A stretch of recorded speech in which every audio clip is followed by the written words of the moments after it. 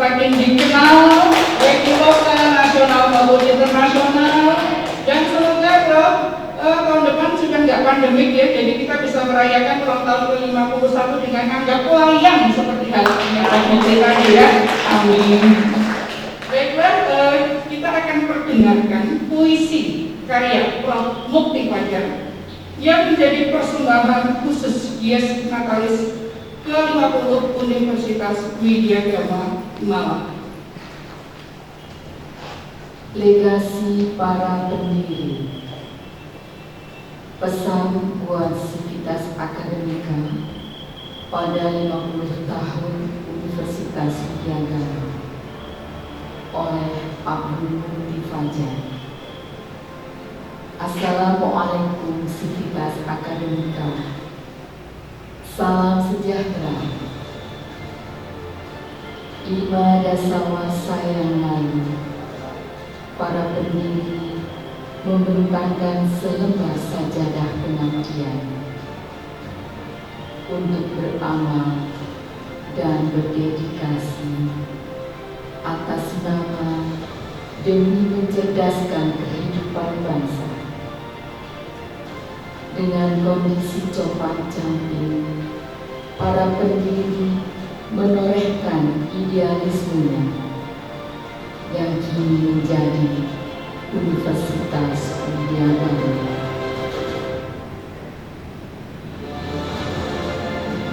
Dengan bangunan megah yang membanggakan, dengan sumber daya manusia yang menjanjikan, lantas apa yang harus kita lakukan?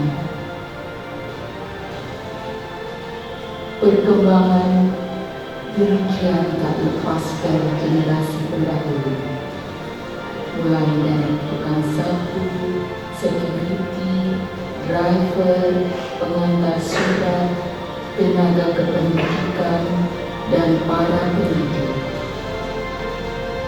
Para pendiri sekedar peletak dasar, perintis, dan pencetus gagasan. Mereka bukan pemilik. Civitas Akademika juga bukan pemilik. Kita hanya boleh mengambil hasil dan manfaatnya, tak boleh menggerogoti asetnya. Perjalanan panjang 5 dasawasa tak lepas dari adanya benalu, eceng gondong, dan gulma. Kita harus ikhlas tanpa harapkan balas. Kita harus tulus tanpa berorientasi fulus.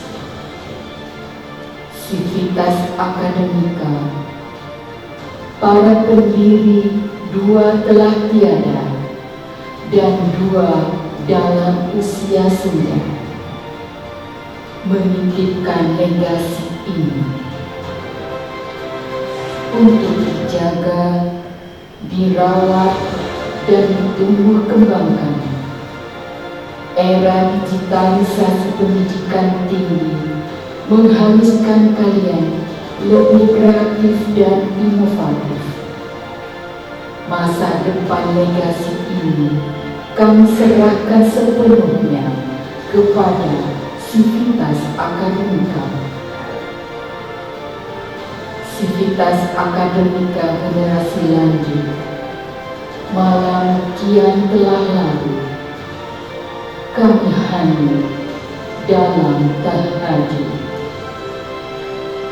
Perlahan air mata rabun tuaku menetes membasahi pipi dan sajadah, memasrahkan legasi ini kepada Allah. Allahu Akbar. Subhanallah. Alhamdulillah. Wassalamualaikum.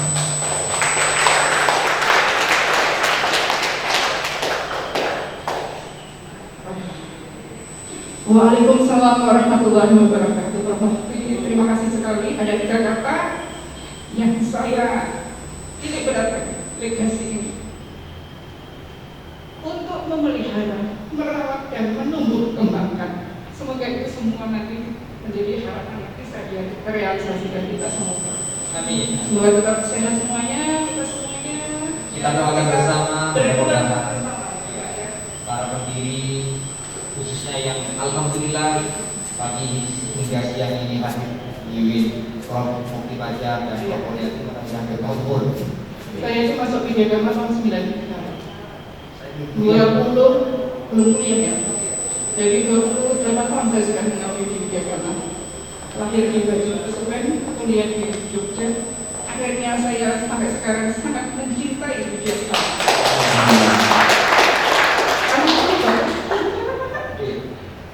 Jangan baper ya. Oke, kita lanjutkan penyerahan cendera mata kepada rekanan kitanya BTN, Panti Asuhan Al-Qof Sebung, dan Panti Asuhan Al-Ikhlas Singosari. Dipersilakan kepada para pengasuh panti dan juga dari BTN untuk berkenan.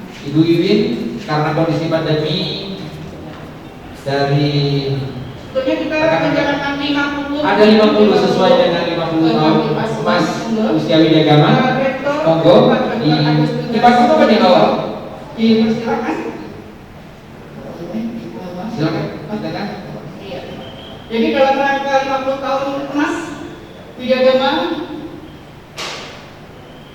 memberikan persembahan kepada 50 panti asuhan ya. Iya. Panti asuhan, tetapi hari ini diwakili oleh 2 panti asuhan saja. Ya.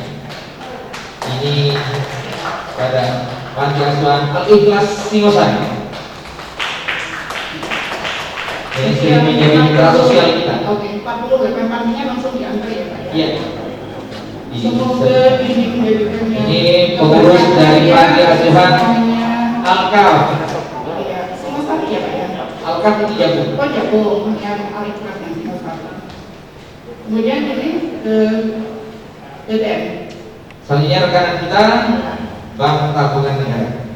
Yang selalu bekerja sama ya dengan Iya. kita ya. Gitu. Tapi kalau kantornya saya di atasnya BTN. Oh iya. Baik, foto bersama. Foto bersama Bapak Rektor.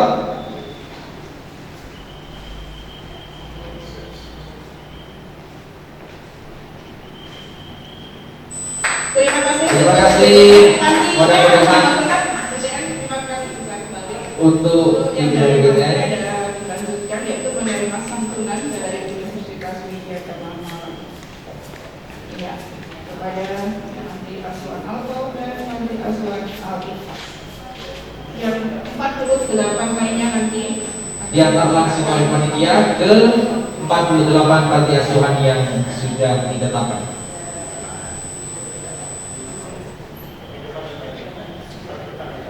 Iya. Pada foto bersama Pak Rektor di tengah.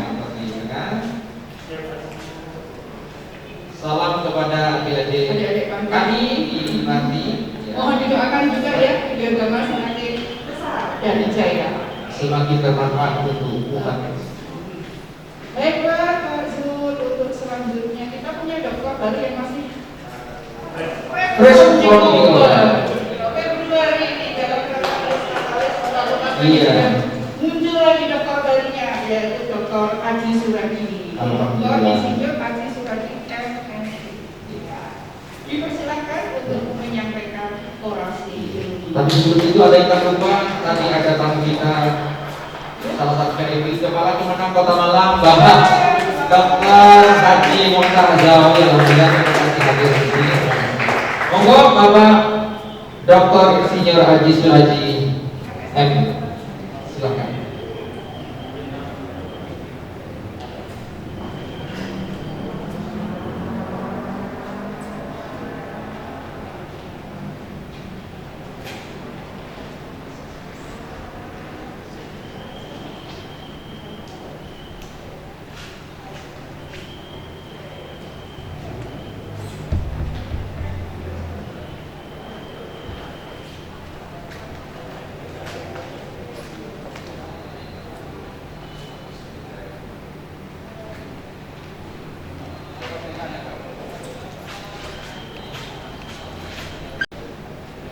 Bismillahirrahmanirrahim.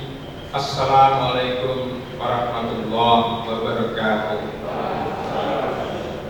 Yang terhormat Rektor Universitas Widya Agama Malang, para pimpinan dan pengurus Yayasan Pendidikan Indonesia Widya Agama Malang, para pejabat di lingkungan Universitas Widya Agama Malang, para tamu undangan, para sivitas akademika Universitas Widya Agama Malang, para peserta yang mengikuti acara ini melalui saluran daring, serta seluruh hadirin dan pada acara Disnatalis Universitas Widya Agama Malang pada hari ini.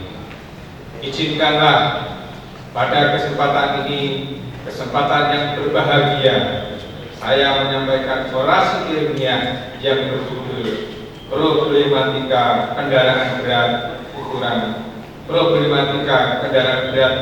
berlebih dan muatan berlebih di Indonesia. Para hadirin yang saya hormati, lalu lintas dan angkutan jalan di Indonesia mempunyai peran untuk mewujudkan keselamatan dan kelancaran lalu lintas sebagai upaya untuk mendukung pembangunan ekonomi dan pengembangan wilayah sebagaimana yang tertuang di dalam Undang-Undang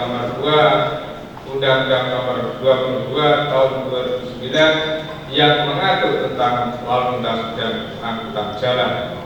Oleh karena itu, tata kelola lalu lintas dan angkutan jalan sudah selayaknya mengarah kepada capaian tersebut, termasuk dalam hal ini yang menyangkut dengan kendaraan berat angkutan barang di jalan raya.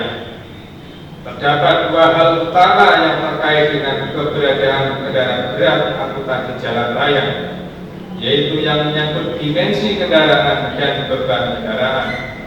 Dimensi kendaraan erat kaitannya dengan geometrik jalan raya sebagaimana yang diatur di dalam PP Nomor 5 Tahun 2012.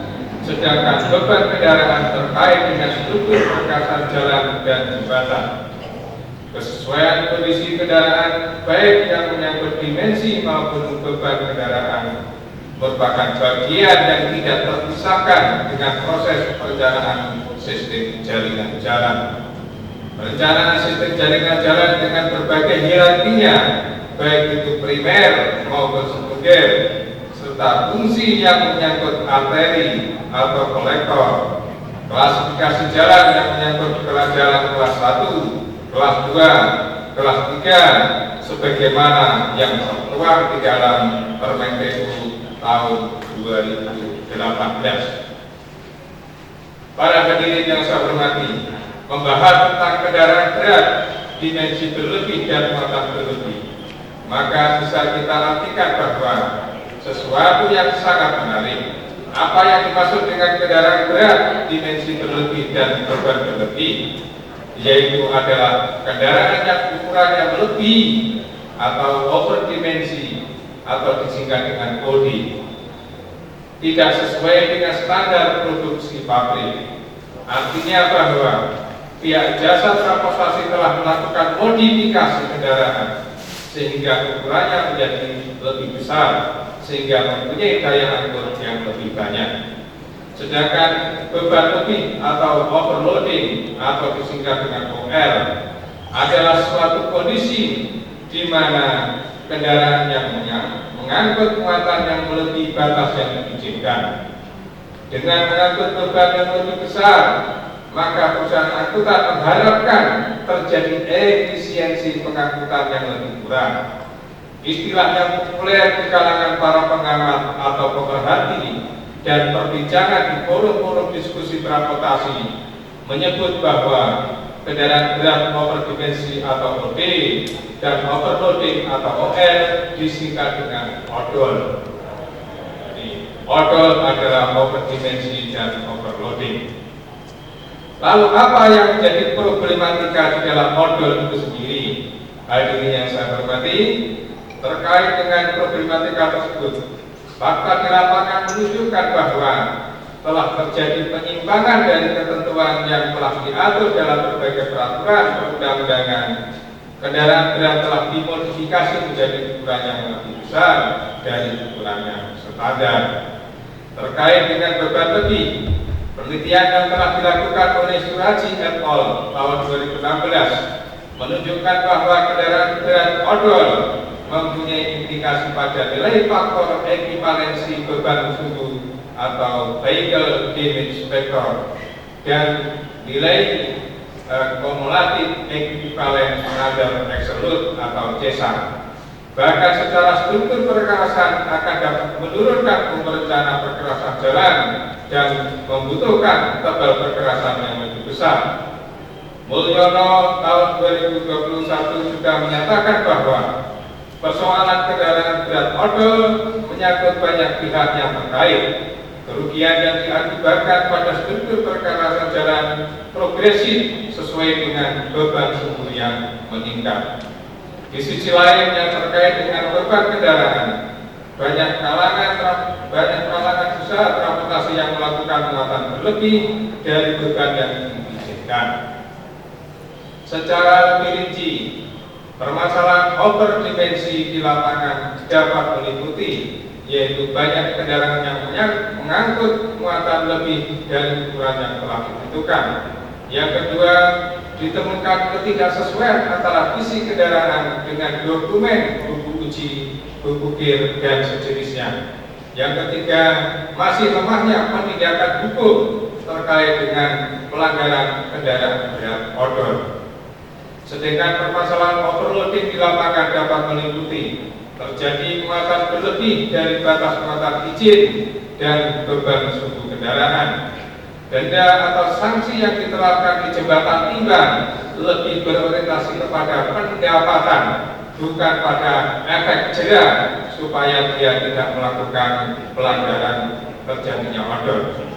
Terjadinya praktek odol bukan hanya dilakukan oleh perusahaan transportasi, akan tetapi juga melibatkan perusahaan atau produsen pembeli barang.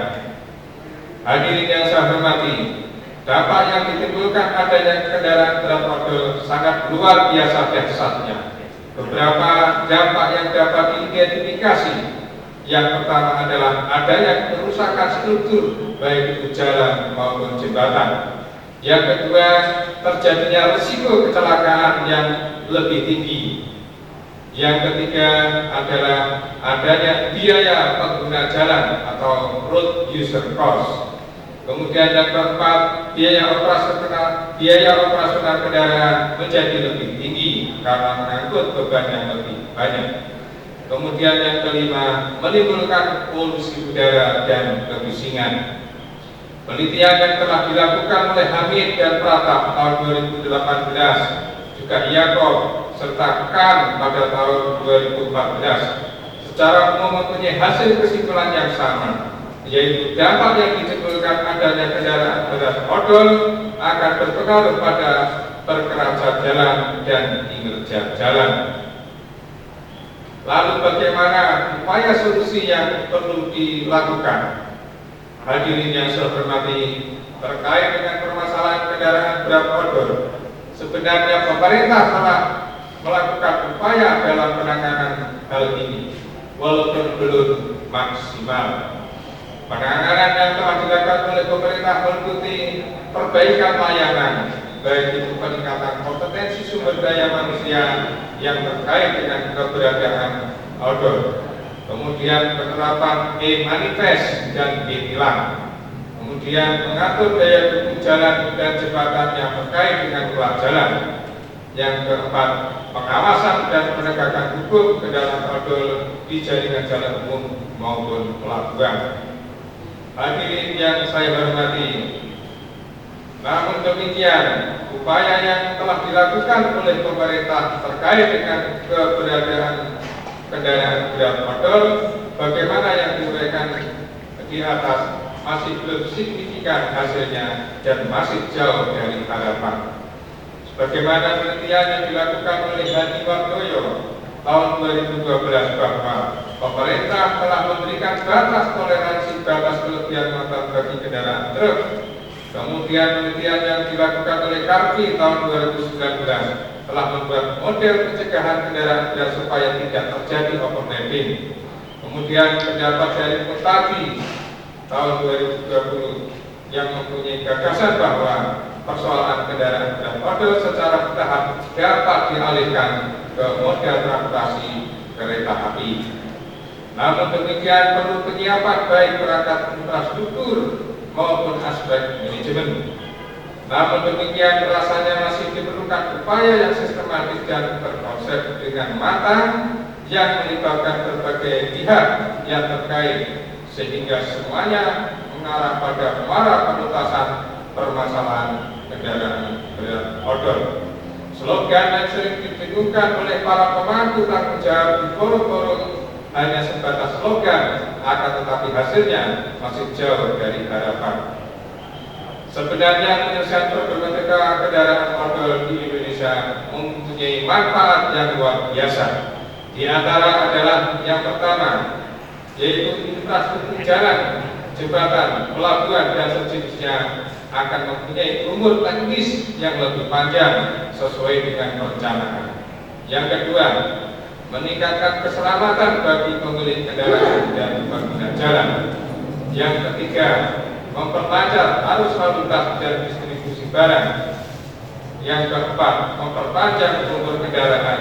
Dan yang kelima adalah menurunkan polusi udara. Mengingat manfaat yang sangat besar dan dapat dinikmati oleh pemerintah, pemilik barang, pengusaha angkutan, pengguna jalan serta masyarakat secara umum dengan adanya penertiban kendaraan odol di jalan raya, maka sudah selayaknya komponen pemangku tanggung jawab bersinergi untuk secara bersama-sama menuntaskan permasalahan kendaraan berat odol. Jadi dari mulai yang saya sampaikan tadi, maka dapat disimpulkan yang pertama bahwa keberadaan kendaraan berat odol dapat menimbulkan kerusakan infrastruktur jalan, meningkatkan risiko kecelakaan, meningkatkan biaya pengguna jalan, dan menimbulkan kerusakan lingkungan berupa polusi udara dan kebisingan. Yang kedua, biaya yang ditimbulkan akibat adanya odol sangat luar biasa besarnya dan tidak sebanding dengan keuntungan yang didapatkan oleh pemilik barang atau pengusaha angkutan. Yang ketiga, perlu adanya upaya yang sistematis dengan konsep yang matang secara bersama-sama seluruh pemangku tanggung jawab untuk segera menuntaskan permasalahan kendaraan berat odol. Demikian, semoga apa yang saya sampaikan ini bisa bermanfaat. Sekian, terima kasih. Assalamualaikum warahmatullahi wabarakatuh. Waalaikumsalam warahmatullahi wabarakatuh. Terima kasih Pak Dr. Odol.